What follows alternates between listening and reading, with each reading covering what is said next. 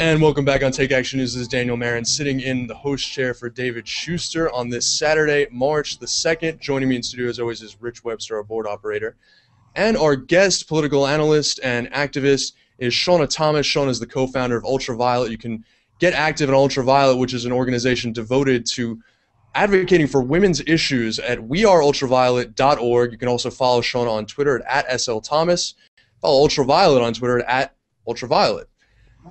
There was an interesting thing that happened this week. The New York Times reported that Organizing for America, which is formerly Obama for America, it's the president's campaign arm, has formed as a separate spin-off organization to help promote the president's agenda, and it is soliciting $500,000 donations from individuals that will entitle those donors to quarterly access to the president.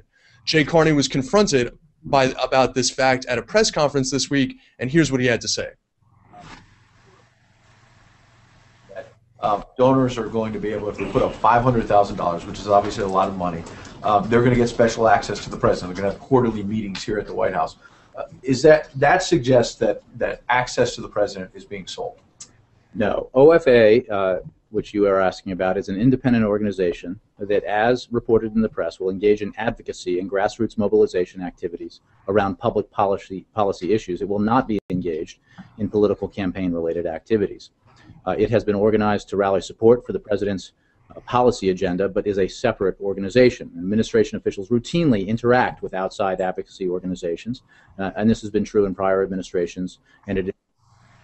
So Jay Carney basically not answering the question there. I mean, he reiterated what OFA is, but he didn't say whether they would or would not be granted access to the president. Shauna, should we care?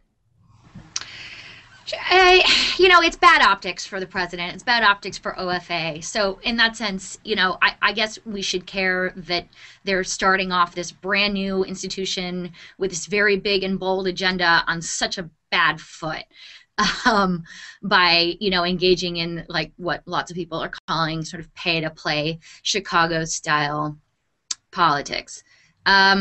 Whether or not getting that kind of access means that they're going to have special, more influence than, say, anybody else on this White House, I think is tough to prove. I think the White House itself would say, I don't think that they would say this publicly, but my guess is the conversation is we'll give them a briefing a few times a year to make them feel special. But the idea that like we care more about what they have to say than anybody else is sort of absurd.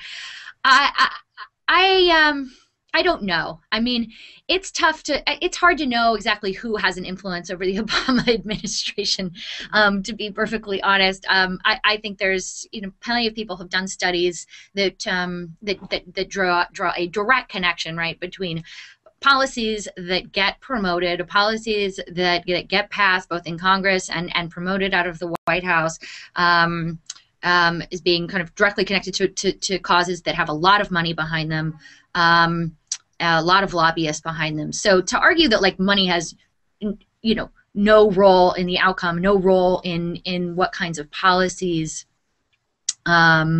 shape this country, I think is probably false. But I do think it's possible to overstate the role that money in this case, has on the Obama administration's. Right. I mean, especially, I think one of the things that we talk about in the advocacy world, and of course I always disclose that during the week I am the policy director of Social Security Works, an organization dedicated to protect Social Security from cuts, is that there's a revolving door phenomenon here in terms of who the advisors are in the administration with Wall Street, some of these more privileged backgrounds that may play an even more influential role than the money itself.